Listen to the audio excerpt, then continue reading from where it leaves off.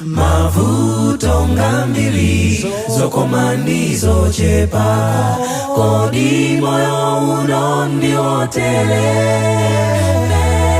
pena sigandaula zakalao masuka ziwa zafika kwatu siku lina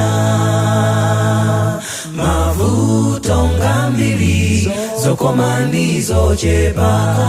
kodi moyo uno ndiotele pena sigandaula zakalao masuka ziwa zafika kwatu siku lina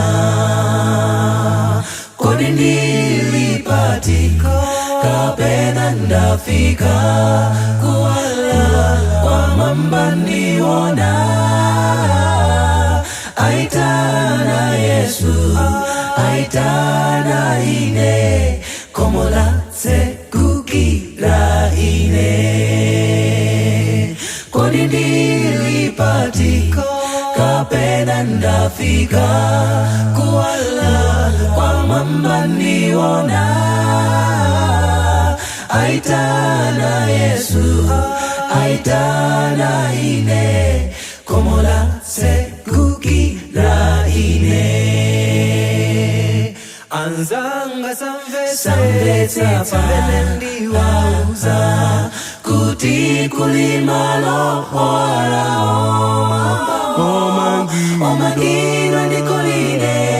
ndipo anu alipo ndipo tipite tonse tikaone anzanga samvetse pamene wauza kuti kulimalo wala omagino ndikoline ndipo anu alipo ndipo tipite tonse tikaone kodi ndilipatika kapena ndafika kuwala kwa mamba niona aitana Yesu aitana ine komola sekukila ine kundilipatika pena ndafika kuwala kwa mamba niona aitana Yesu aitana ine komola sekukila ine kodi ndilipatika kapena ndafika kuwala kwa mamba niona